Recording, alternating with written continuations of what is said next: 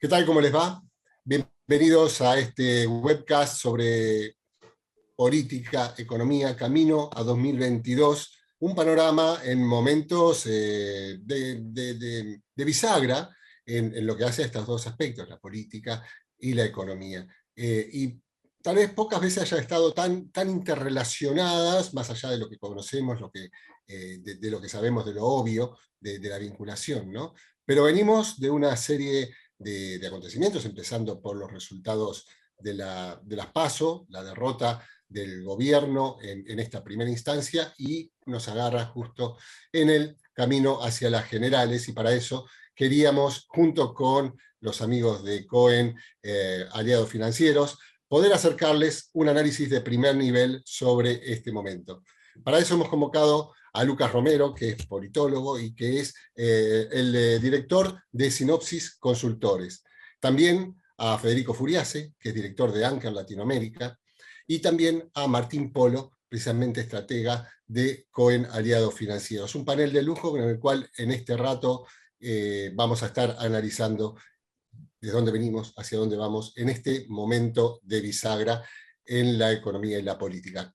¿Cómo les va, Lucas, Federico, Martín? ¿Qué tal? ¿Cómo estás?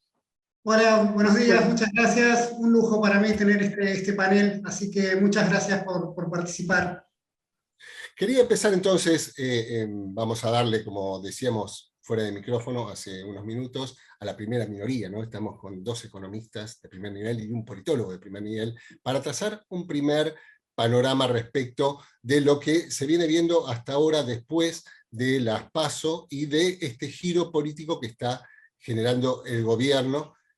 En primer lugar, y te pregunto, Lucas, ¿es para una reconquista de los votos? ¿Pensás que junto con esto hay un giro en la política de lo que puede venir después incluso de las generales? ¿Cuál es tu panorama y tu visión del momento en el cual estamos? Sí, bueno, gracias Ariel por la invitación y la pregunta. A ver, comentabas esto de que la dinámica económica y la dinámica política habitualmente transitan de la mano, se influyen mutuamente, más aún en contextos de crisis, ¿no?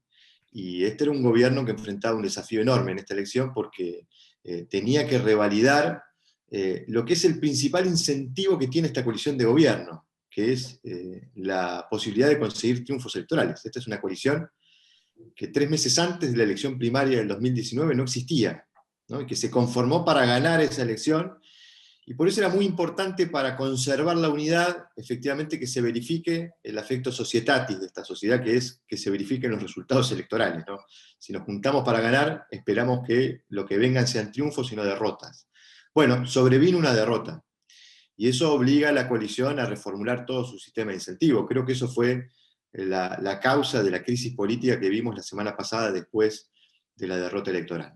Creo que estamos viendo un gobierno reaccionar a esa derrota, tratando de recomponer un poco las posibilidades electorales de cara a noviembre.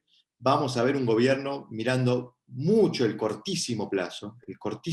Hoy el objetivo es tratar de recortar esa diferencia electoral en las generales de noviembre, o eventualmente, digamos, invertir el resultado, pero me parece que la derrota pone a la coalición bajo una tensión muy, muy fuerte, porque, insisto, esta es una coalición que tenía como objetivo ganar elecciones, no perderlas, y el resultado la pone en un apriete en función de, bueno, cómo va a continuar esta coalición si en noviembre se ratifica el resultado de septiembre, ¿no? Claro. Los primeros movimientos, por lo menos, lo que generaron es nuevos actores en la política, ¿no? Los gobernadores acercándose y tomando de alguna forma, bueno, la jefatura de gabinete, expresado en Mansur, y por lo menos una actitud de escucha hacia los gobernadores, ¿no? Que era lo que en principio había planteado Alberto Fernández. En la provincia de Buenos Aires también, digamos, en un proceso muy fuerte, los intendentes, ¿no? De alguna forma haciéndose cargo de la gestión, desde lo político. Y desde lo económico, los primeros pasos están mostrando, bueno, una voluntad de ir hacia asistencias sociales, aumentar salario mínimo, generar, bueno, no sé cómo denominarlo, espero ahora que nos ayuden Federico y Martín, pero bueno, generar una situación tal vez de llegar mejor al consumo. ¿Hasta dónde es posible, Federico, que tirar de esa cuerda desde lo económico, ¿no? ¿Qué margen tiene el gobierno para llegar a cambiar resultados? Y luego, ¿cómo ves la perspectiva después de las elecciones generales? Bueno, te diría que tiene un margen muy, muy acotado, ¿no? Es una sábana corta, te diría que es una manta de bebé, por decirlo de alguna manera, el margen que tiene, ¿no?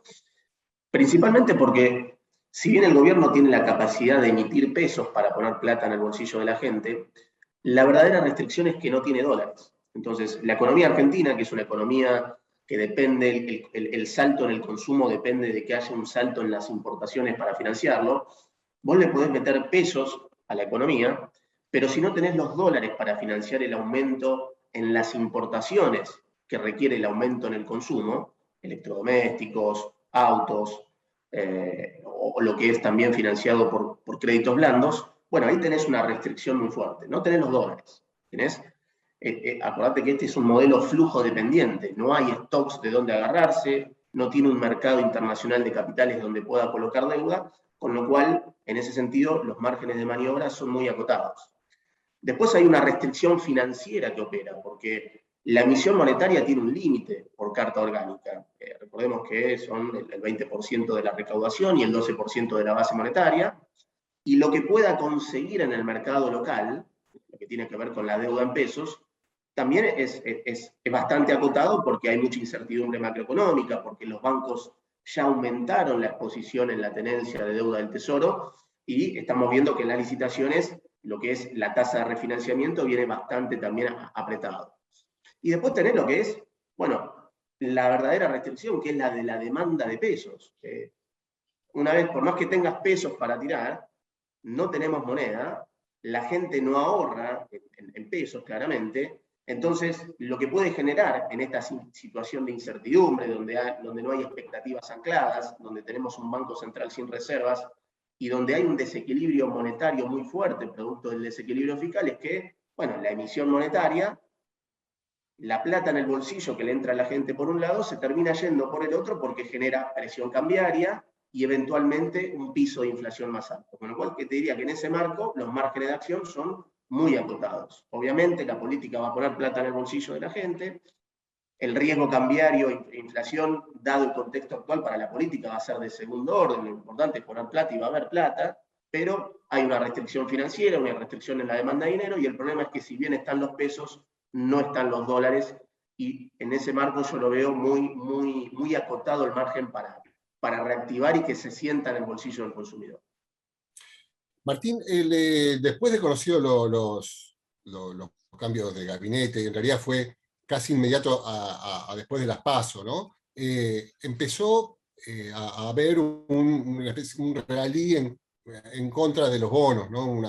De vuelta, un aumento de riesgo país, una caída del precio de los bonos, cuando en realidad la lectura previa a las elecciones era que una posible derrota del oficialismo, al revés, ¿no? Le hubiera dado aire a los activos argentinos, ¿no?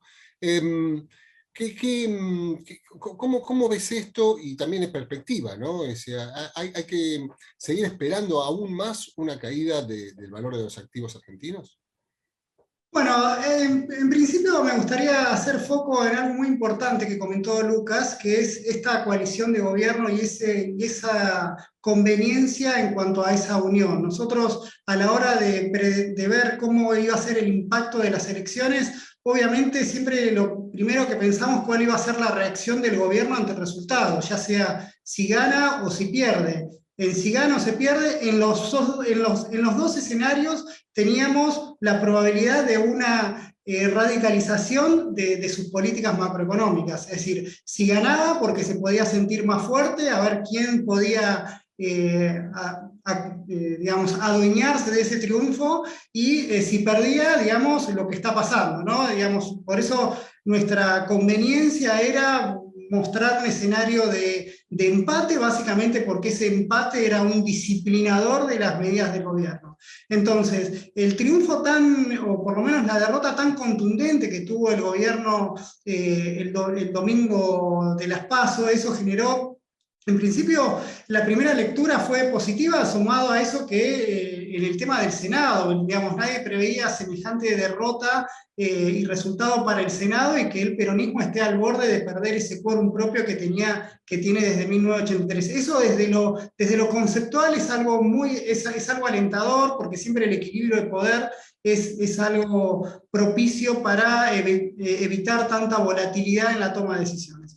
Ahora bien, a la hora de ver lo que pasó el día después, de ese día después, bueno, el gobierno encaró un enfoque mucho más radicalizado de su política macroeconómica, que lo que más va a hacer en el corto plazo, y vamos a ver si en el largo plazo también, es aumentar unos desequilibrios que ya venían, como bien lo marcaba Federico recién, que ya venían con bastantes luces amarillas. Teníamos un banco central que dejó de comprar dólares, que las reservas empezaron a caer. Por el otro lado teníamos la maquinita de fiscal muy, muy acelerada, digamos, ya todo ese maná del cielo que cayó en el primer semestre por la soja tan alta, por buena cosecha, ingresos por retenciones, ingresos por impuesto a la riqueza, todo un cúmulo de cosas que disimulaban en parte la poca disciplina fiscal. Bueno, ahora quedan más salen más a la luz, que vamos a transitar hasta noviembre un desequilibrios fiscales crecientes, y esto obviamente va en contra de las expectativas, y esto obviamente golpea al valor de los activos argentinos, y sobre todo cuando uno quiere ver una mirada más de largo plazo, por lo menos más de mediano plazo, para ver si los bonos que todos sabemos que tienen precios muy, muy bajos, que cualquier cuenta que uno haga parecería que está en un precio conveniente. Bueno, hace que el mercado esté en un proceso de wait and see, y con un wait and see, te digo, más temeroso que de ilusión, ¿no? Porque lo que, digamos, de acá a noviembre, y probablemente vamos a ver, después nos viene la segunda etapa, cómo va a reaccionar el gobierno si, a pesar de esta estrategia cortoplacista, como bien marca Lucas, vuelve a perder y no da vuelta a la elección, e incluso puede perder votos. Así que creo que en ese sentido el mercado prefiere mirarlo desde la tribuna hasta que se encuentre un plan mucho más cierto para algunas cuestiones, ¿no? Lucas, ¿cómo ves ese escenario, no? Porque lo que se plantea es, bueno, a ver, está este escenario de desequilibrios económicos muy importante, que ya estaba, se profundiza ahora, y el tema es el después, en los dos casos, ¿no? Lo que decía Martín, tanto un éxito como una derrota del gobierno, y como dicen también, como son conscientes en el gobierno, si uno emite, da la maquinita, le mete manija, después tenés que absorber de alguna forma los pesos, ¿no? Entonces, el oficialismo, si gana o se pierde, ¿recogerá el piolín o no? ¿O ya ves que está desatado este proceso, un proceso de radicalización como el que mencionaba Martín, que es el que temen más ahora los mercados? Sí, me gusta analizar el sistema de incentivos, ¿no? Para tratar de entender hacia dónde vamos. Es cierto que un resultado desventajoso para el gobierno puede mostrar mayor equilibrio de poder en todo el sistema. Ahora también nos muestra un gobierno más necesitado. Y ese quizás es el riesgo que uno evalúa a la hora de pensar un escenario de derrota para este gobierno. Este es un gobierno que al comienzo de su ciclo enfrentaba un complejo desafío económico, porque tenía dos demandas contrapuestas. Por un lado, la necesidad de atender las demandas sociales, la necesidad de recuperar un poco los ingresos de los salarios, recuperar algo de volumen en la actividad económica, la famosa plata en el bolsillo de los argentinos. Eso era una demanda que estaba presente al comienzo del ciclo, fue el mandato económico recogido por Alberto Fernández, pero al mismo tiempo tenía como contraparte la necesidad de seguir corrigiendo los desequilibrios. No me voy a meter en terreno de Federico y Martín, pero estaba claro que la crisis desatada a mediados del 2018 había sido producto de los desequilibrios acumulados en la economía. Eran dos desafíos contrapuestos, pero era un gobierno muy poderoso. Cuando uno caracterizaba el Frente de Todos en diciembre del 2019, tenía que hablar de un gobierno de mayoría, muy diferente al gobierno de Mauricio Macri. Acá teníamos mayoría en el Senado, casi mayoría en diputados. No ha tenido inconvenientes para sancionar leyes económicas este gobierno. Sí, las leyes judiciales, pero las económicas las ha podido sacar. Todo el apoyo del arco sindical, todo el apoyo de los movimientos sociales. Es decir, un gobierno muy poderoso. Creo que la pandemia repercutió obviamente negativamente frente a ese desafío y lo puso a este gobierno a gastar malamente recursos públicos. Porque si uno analiza, la pandemia obligó a este gobierno a gastar plata y no fue suficiente para mitigar el impacto de la pandemia en la economía, y fue suficiente para terminar de desequilibrar nuevamente los equilibrios que se habían logrado en la última etapa del gobierno Mavic. Con lo cual, hoy este gobierno es un gobierno que está más debilitado, y los desafíos que ya eran complejos al comienzo del ciclo se han agigantado, porque hoy las demandas sociales son mayores y los desequilibrios se fueron nuevamente desequilibrando, para decirlo de alguna forma. Y este es un gobierno que sale debilitado. Yo siempre decía que obviamente que el resultado electoral iba a impactar decididamente en la variable más determinante para el proceso político y el proceso económico en el corto plazo, que es la posibilidad de renegociar el acuerdo con el Fondo Monetario. ¿Y cómo iba a impactar? Un gobierno debilitado iba a estar en peores condiciones para aceptar condicionalidades del Fondo Monetario. Y yo creo que eso es lo que va a pasar si se confirma este resultado en noviembre. Esta es una coalición que va a necesitar atender las demandas sociales, porque va a salir muy debilitada políticamente, y esto va a tener que ser leído por el Fondo Monetario, que no va a poder venir a exigir demasiadas reformas y demasiadas condicionalidades, porque además la política no lo va a tolerar. Entonces, el desafío es complejo con un gobierno debilitado, porque ya el desafío económico era de magnitud previa a la elección, y en algún punto también esto es consecuencia, insisto, de una coalición muy particular. Aquí conviven proyectos políticos muy divergentes. Y en algún punto, esta es una coalición que tiene un defecto de origen muy peligroso, que es la necesidad de poner por encima de todos los equilibrios internos. Fíjense que en algún punto el proceso de toma de decisión de esta coalición, cómo ha gobernado Alberto Fernández, siempre ha puesto por encima de todo la necesidad de conservar los equilibrios, y eso arroja un proceso de decisión muy deficiente, una calidad en la toma de decisión de mala calidad, valga la redundancia, en donde resulta que la política parece ser un promedio de las visiones internas dentro de la coalición. Y esto se va a complejizar mucho más si el gobierno sale derrotado. Por eso digo, el desafío va a ser recomponer el sistema de incentivos de la coalición para que la coalición permanezca unida, que se pueda lograr cierto volumen político, esta palabra que tanto se ha puesto de moda, cierta capacidad del gobierno de tomar decisiones en un desafío muy complejo, donde hay que atender demandas sociales, pero también hay que cuidar los equilibrios macroeconómicos. Recordaba, Luca, recién cuando vos mencionabas esto, y la carta de Cristina, que detonó de alguna forma la crisis. Y algo que no había reparado, pero Cristina lo que le plantea y lo que le cuestiona a Martín Guzmán es que no ejecute el déficit de 4,5%. O sea, no le dice por qué te plantaste en ese número, ¿no? O sea, va a ser un tema de ejecución, ¿no? O sea, un planteo de gestión, ¿por qué todavía no está esa plata volcada? Pero no está diciendo, ¿por qué cerraste con el fondo? ¿Por qué estás cerrando un presupuesto de 4,5 puntos de déficit, ¿no? Con lo cual, y la pregunta se la barajo, digamos, también para tirar un diálogo, ¿no? Federico, es... Vos ves, y planteaste también los límites antes del financiamiento, y los límites que hay para ejecutar estas políticas, ¿no? ¿Pensás que de todas formas puede haber un contexto, y se me ocurre, Lucas, que en un contexto de un oficialismo en tanto incentivos, ¿no? De un triunfo oficialista, que puede haber algún tipo de incentivos para después ir a un acuerdo interno, de política interna, para sentarse en el Congreso, para sentarse a ver la negociación con el fondo, pero que para eso sea necesario, me imagino, un triunfo del oficialismo, ¿no? Pero ves que de todas formas, Federico, hay márgenes para salir de esos compromisos.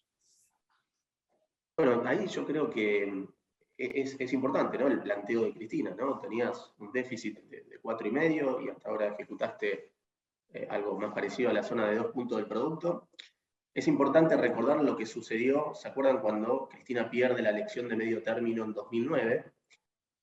Del 2009 al 2011 ponen toda la carne en el asador en términos de paritarias al 30% cada año, con el tipo de cambio oficial bastante planchado, que generó aumento del salario en dólares en la zona de 50% acumulado, y en octubre de 2011 ganaron con el 54% de los votos, ¿no? Pero al otro día tuvieron que poner el cepo, porque se quedaron sin dólares, con déficit fiscal, y digamos, usaron todos los colchones.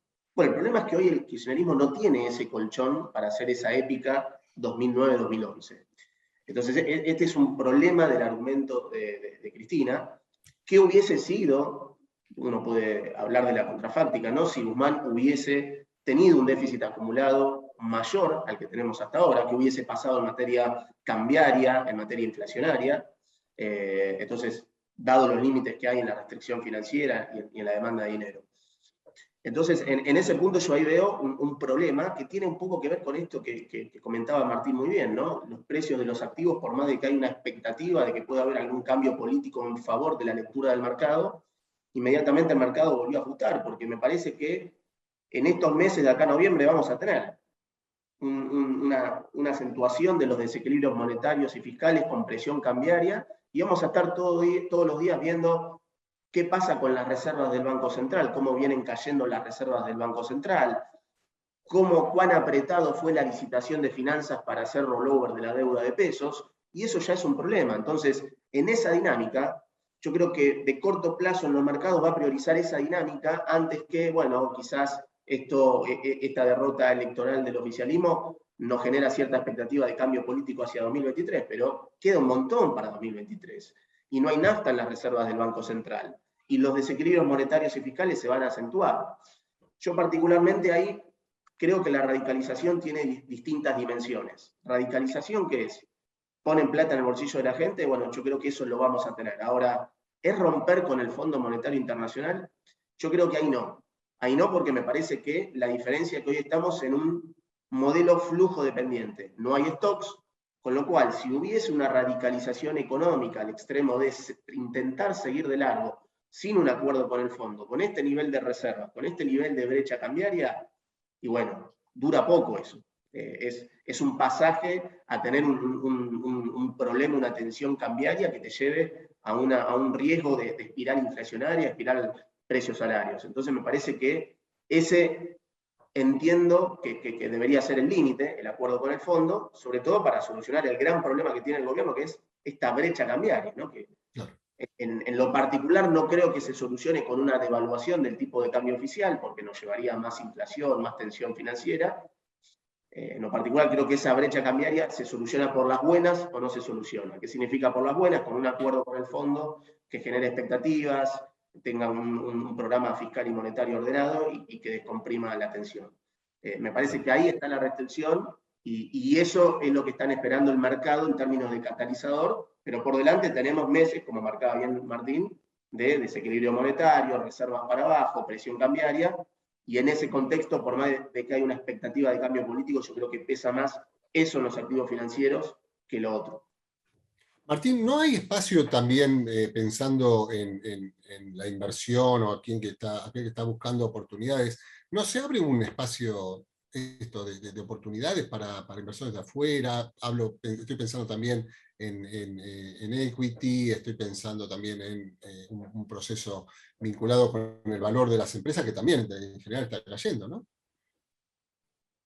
Sí, bueno, oportunidades siempre hay. El tema es a qué riesgo uno se está exponiendo, ¿no? Digamos, siempre uno tiene la posibilidad de ser selectivo con varias empresas que nosotros notamos con precios de mucha oportunidad para ingresar y demás, pero uno está en Argentina, las empresas por más buenos fundamentals que tienen, conviven en este contexto y obviamente para el inversor de afuera ver esta situación política y económica, obviamente no enamora, digamos. Pero déjame, yo ahí tengo un punto un poco diferente a lo que marcaba Lucas, en el sentido de que no me quiero meter en análisis político, pero este es un gobierno que militó terminar con esa visión ortodoxa de equilibrar las cuentas públicas porque lo que verdaderamente importa es el crecimiento. Es un poco la la visión también de Guzmán. Ya previo a la pandemia, ya el gobierno mostraba esta impronta de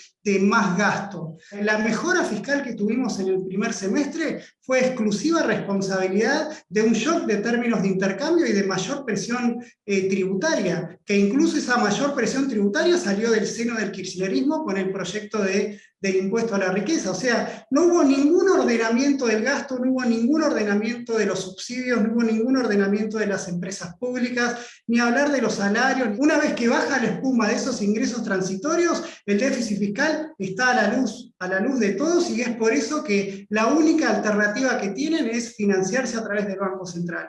O sea, todo este debate interno que quiere instalar el gobierno, para mí parece que no tiene sentido desde el punto de vista que los números están a la vista, y ahí están. Tenemos un gobierno con un déficit fiscal inercial que por lo menos no da las señales de cómo va a ir encarándolo, digamos, más allá de la licuación a los jubilados, ¿no? Porque es el único gasto que, en base a una no, digamos, no fórmula, digamos, el gobierno maneja discrecionalmente pensando que eso lo puede utilizar a la hora de captar más votos. Pero si hoy me preguntás si Guzmán es más ortodoxo fiscalmente, bueno, el único punto que tiene es haber licuado parte de las jubilaciones producto de una aceleración inflacionaria. Cosa que si después la inflación baja, ese gasto va a volver a subir. Vos lo que planteás es que en ningún escenario, o sea, por la constitución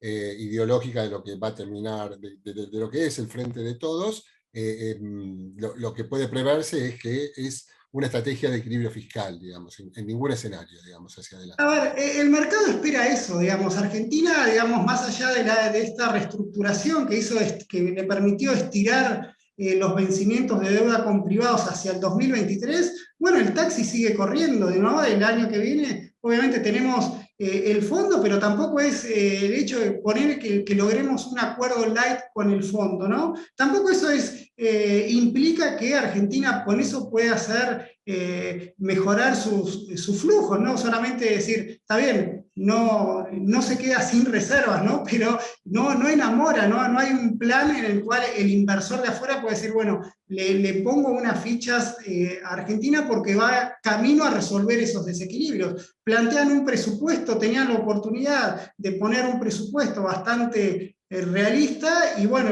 se politizó el presupuesto, incluso con idas y vueltas. Entonces, mientras esta situación no se resuelva, el inversor de afuera, que contestando directamente a tu pregunta, la va a mirar desde la tribuna. Claro. Lucas, hay esta conformación del gabinete que estamos viendo, ¿pensás que es transitoria hasta las elecciones, que después viene otra vuelta de algo? Si es un avance importante de un sector que había quedado muy desplazado, que es digamos, el dominio territorial, digamos, del peronismo, que había quedado desplazado tal vez del poder de decisión, ¿llegó para quedarse como una fuerza más importante, o esto que te planteaba, viene otra configuración posterior de las elecciones? Creo que ni el propio Alberto Fernández te podría responder esa pregunta, ¿no? Me parece que es una reestructuración forzada por el reclamo de Cristina Kirchner. Está claro que después de la elección hubo un desacuerdo entre las dos principales figuras de esta coalición respecto de cómo reaccionar frente al resultado. Hubo un desacuerdo también respecto de cuál era la interpretación de por qué se perdió, ¿no? Pero ese desacuerdo que se hizo visible con el conflicto público entre el presidente y la vicepresidenta terminó forzando esta reestructuración del gabinete, que en algún punto me parece que buscó, como decía anteriormente, recomponer los equilibrios de poder dentro de la coalición, ¿no? Creo que Alberto Fernández trató de definir un gabinete que cumpla con el pedido de Cristina de producir cambios, pero a la vez que sea leído como una especie de conservación de ciertos márgenes de autonomía por parte de él. Yo creo que por eso la incorporación de Mansur. Pero digo, me parece que la situación del presidente, la situación del liderazgo presidencial ha quedado muy, muy golpeada, muy debilitada, porque digamos, la derrota creo que fue la confirmación de la desaparición de quizás la única fuente de legitimidad que le quedaba al liderazgo de Alberto Fernández, que era apelar a esta idea de que la unidad garantiza los triunfos. Por eso el presidente decía, saquen la foto, miren cómo seguimos todos juntos, porque este es un presidente que tiene viciada la legitimidad de origen por la forma en cómo se resolvió su candidatura,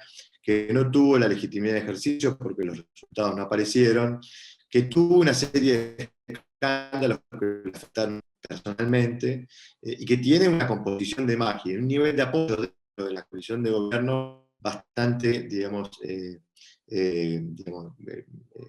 limitada, ¿no? Entonces, me parece que trató de cumplir con el mandato presidencial y de conservar los equilibrios internos. El resultado de noviembre dirá si esta coalición, si este gabinete sigue funcionando o no. Ahora, de fondo, digo, porque está bueno, Federico puso uno de los antecedentes que tenemos de derrotas del kirchnerismo, que fue el de 2009. Tenemos el otro antecedente que fue el de 2013.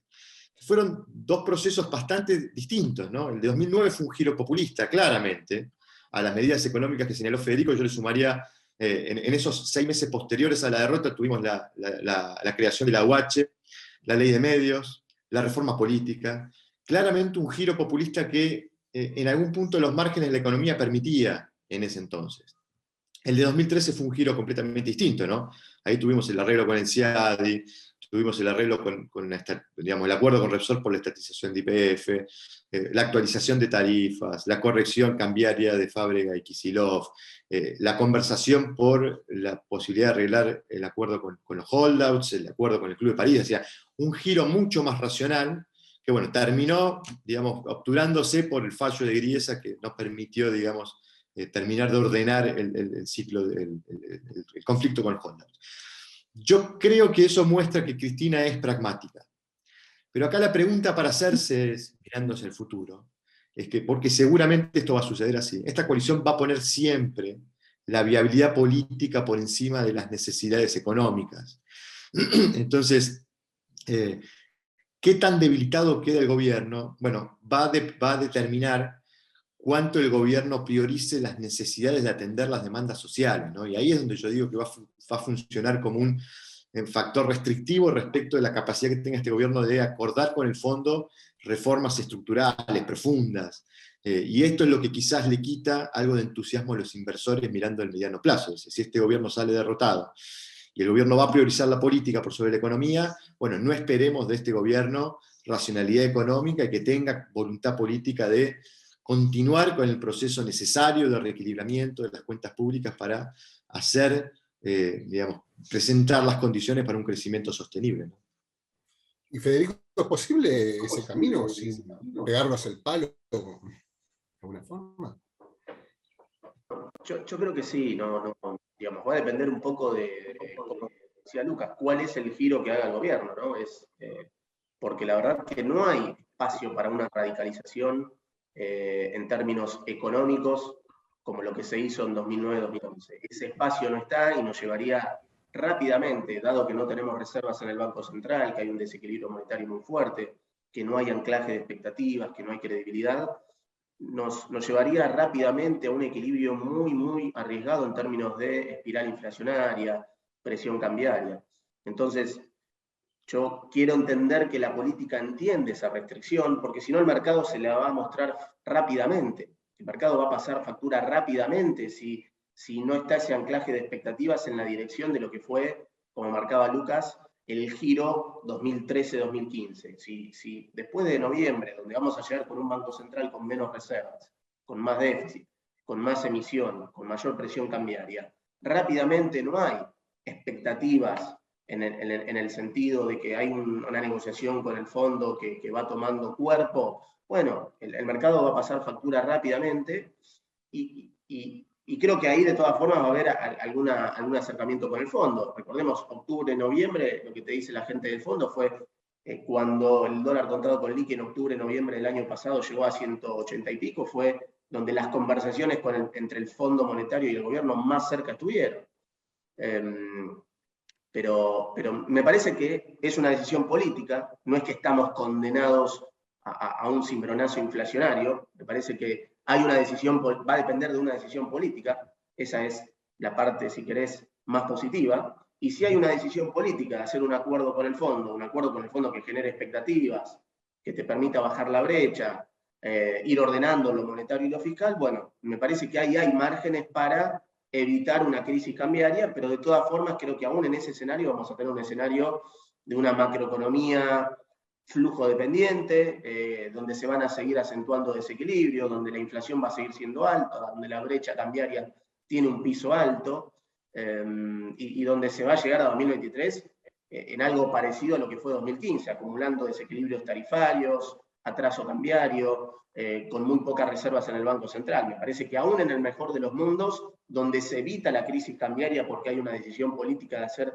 el giro correcto, por decirlo de alguna manera, no veo que sea un escenario prometedor en ese sentido, ¿no? Aunque tengamos a un mercado que empieza a descontar una expectativa de cambio político, ¿no? Claro. Me parece que sí. Hablando de una mixtura de todo, y la pregunta es para los tres. En esta instancia, por lo menos hasta ahora, se evitó un recambio de las tres principales figuras económicas, ¿no? Martín Guzmán, Matías Culfas y el presidente del Banco Central, ¿no? Miguel Pelle. ¿Qué pasa en otro contexto?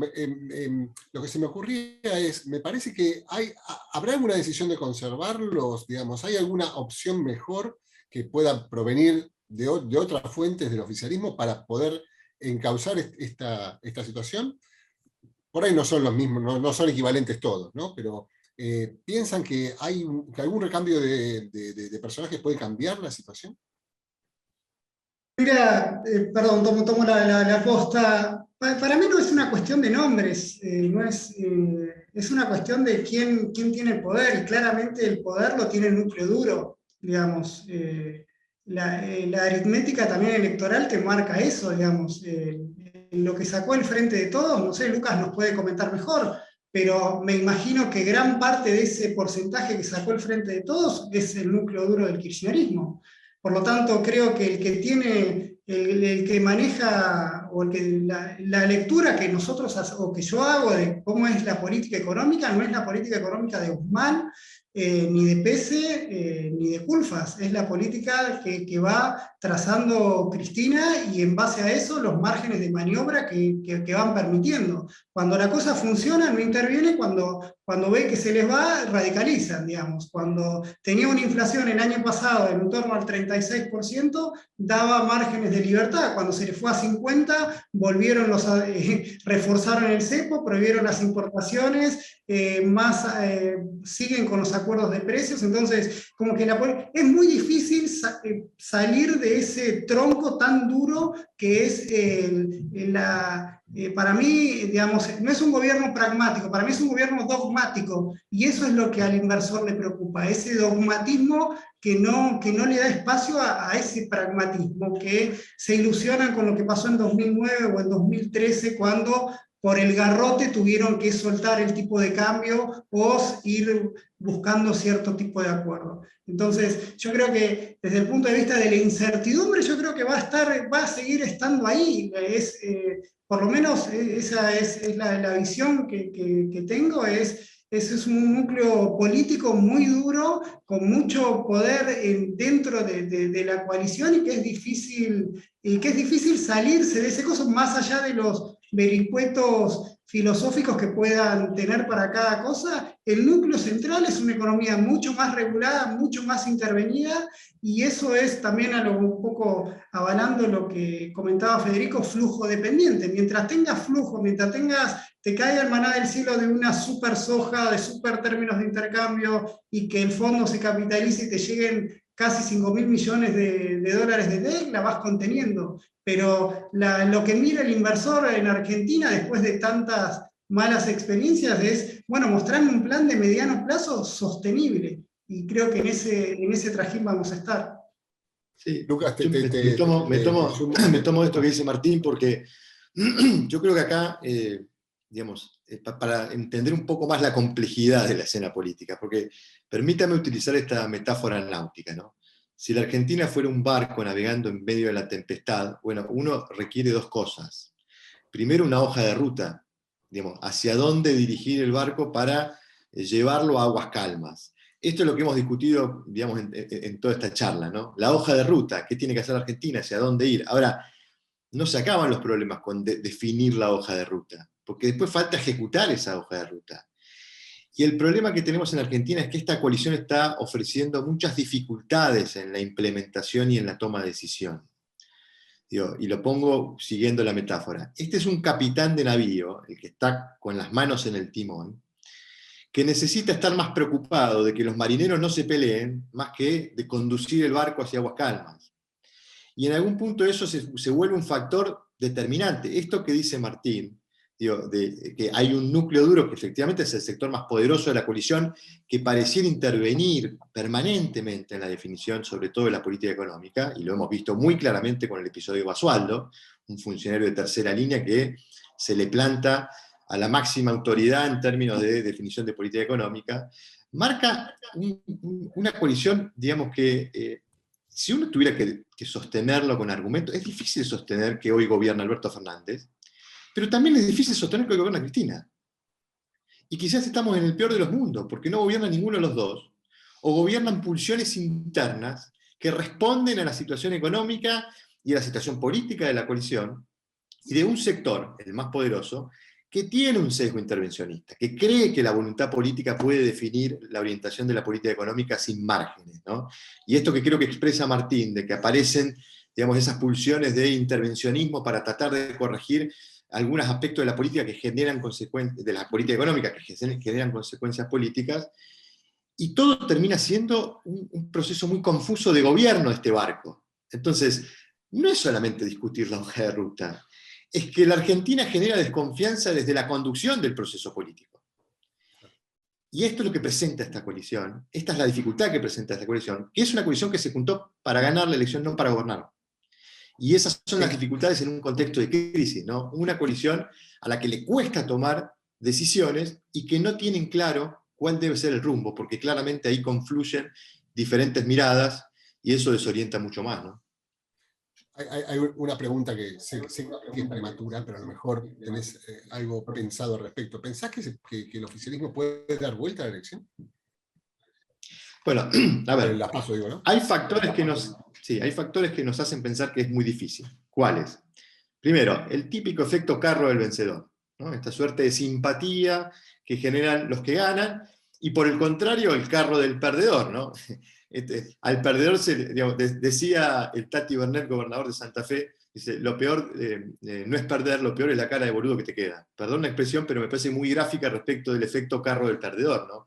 Cuando uno pierde se le notan más los defectos, uno es menos simpático, es menos inteligente. Bueno, todo ese impacto va a estar presentado en la escena de cara a la elección de noviembre.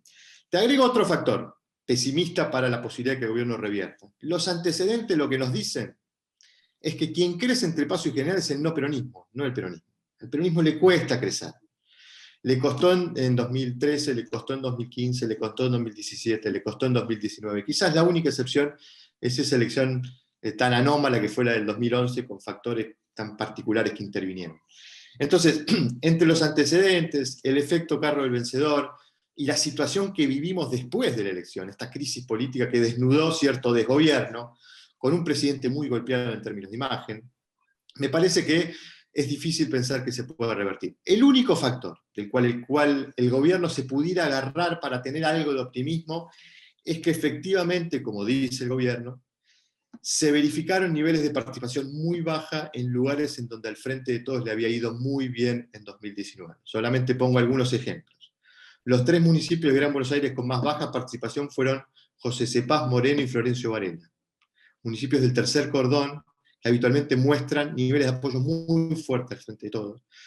Y creo que la tesis del gobierno es que no es que hubo transferencia de votos entre el Frente de Todos y la coalición opositora, sino que perdimos muchos votos porque muchos de nuestros votantes no fueron a votar. Para ponerlo en números, porque acá hay un dato que me parece que se está leyendo incorrectamente en la conversación pública, que es que el gobierno perdió 16 puntos de apoyo electoral. No, no perdió 16 puntos de apoyo electoral, perdió mucho más. Y esto lo van a entender claramente Federico y Martín porque son economistas. Los porcentajes se sacan sobre un volumen total. La torta de votos en esta elección fue muy baja, porque hubo muy baja participación, con lo cual el 32% que sacó el Frente de Todos está mucho más lejos que el 48,2% del 2019, que era de una torta más grande. Lo explico en volúmenes. El gobierno perdió el 47% de sus votos, casi el 50% de los votos que había sacado Alberto Fernández en octubre. Entonces, hay una expectativa de que el gobierno dice, si podemos movilizar esa gente que no fue a votar, y va a votar en noviembre, y vota como votó en 2019, nos vota a nosotros, algo podremos mejorar.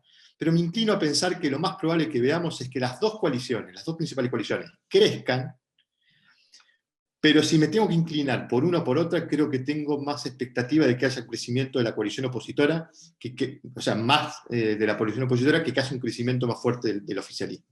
Con lo cual, te concluyo, pudiera pensarse un escenario en donde la diferencia se acorta, pero es difícil pensar en un escenario donde la diferencia se revierta. Desde el punto de vista económico, digamos, hay un nuevo, tal vez, un nuevo en este tiempo que tiene que ver con la mejora de la situación sanitaria, ¿no? Y digamos, es un hecho que se está liberando, y además el gobierno tomó la decisión, tal vez con esta perspectiva electoral y reactivadora de la economía, de liberar, ¿no? No me pongo a juzgar sanitariamente, pero es un hecho. ¿Va a jugar algún rol en este tiempo? Sí, claramente que eso va a jugar a favor. El problema es que la plata que va a poner en el bolsillo no va a ser efectiva en términos de que te faltan los dólares, que vas a seguir teniendo presión cambiaria en ese camino. Entonces, lo sanitario, ¿no? Toquemos madera, que no vuelva a haber una tercera ola y que no se vuelva a cerrar, claramente va a ayudar, pero el crecimiento económico respecto a las aperturas va a tener que ver con ese arrastre estadístico que te dejó la dinámica del crecimiento 2020. Entonces, no es un crecimiento que se sienta en el poder adquisitivo, no es ese crecimiento que te genera votos, porque ahí es donde tenés el problema. No tenés dólares y tenés presión cambiaria, entonces metés pesos, pero tenés presión cambiaria, inflación alta, entonces no llega bien al bolsillo del consumidor.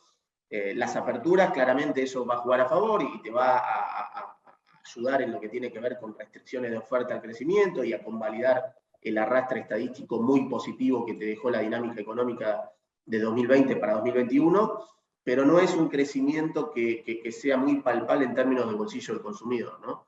Entonces me parece que ahí es otra complicación, me parece, a lo que marcaba muy bien Lucas, en términos de los márgenes de maniobra para en tan poco tiempo cambiar el resultado electoral. Bueno, me parece que ahí lo económico va a ser difícil que juegue tanto a favor, ¿no? Más allá de que las reaperturas ayudan, pero lo que es palpable para el bolsillo del consumidor, si seguimos teniendo presión cambiaria e inflación alta, por más pesos en la calle que pongas, digo, te va a entrar por un lado y va a estar saliendo por el otro.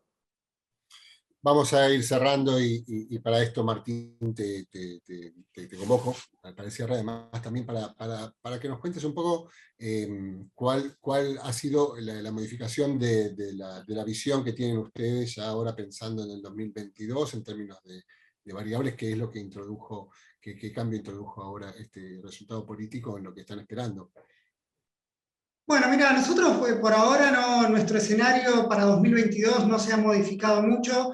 Básicamente es bastante consenso también en esta charla de que Argentina va a necesitar un tipo de acuerdo con el Fondo Monetario, pero digamos ese acuerdo, por más light que sea, va a implicar avanzar en ciertas correcciones macroeconómicas, ¿no? Entonces, eso te va a generar en el combo, digamos, vas a tener que bajar subsidios y esa baja de subsidios te va a golpear el índice de precios, por eso vas a tener una presión inflacionaria un poquito más alta. También vas a tener este crowing peg que está siguiendo el gobierno de devaluar 1% por mes con una inflación que navega al 3%, creemos que se va a ir dando vuelta, digamos, no porque la inflación baje a 1%, sino porque la devaluación, o por lo menos el ritmo de devaluación, se va a tener que ir acelerando. Por lo tanto, la economía tampoco tiene muchos motores para crecer, digamos, la inversión, más allá del rebote que tuvo este año, y si me preguntás, es el rebote de la construcción, que quizás es algo natural en todo ciclo económico y también como refugio de valor.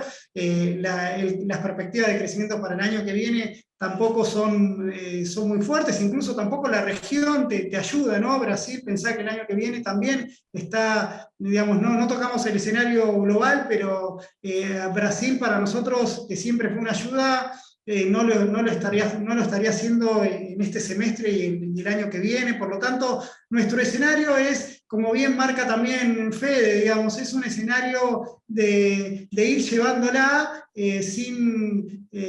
digamos, sin mucho margen para para tirarse de cabeza a los activos argentinos, porque hay que ir manejándose como con el día a día, digamos, cuáles son las novedades en el frente externo que nos ayudan a ponerle un poquito más de pimienta a la parte optimista y viendo cómo esa tensión política que bien marca Lucas en cuanto a cómo va el gobierno definiendo su propia hoja de ruta y su propia metodología para llegar a ese destino, le vamos a ir incorporando, pero para resumírtelo, nosotros vemos para el año que viene un año mucho más complicado que lo que fue el 2021, más allá del efecto de la pandemia, sino porque vamos a tener menor dinámica del crecimiento, vamos a tener una presión inflacionaria igual o un poquito mayor a la de este año y una necesidad de equilibrar la balanza del Banco Central, que claramente en este último año ha sido el gran perdedor. El balance del Banco Central es el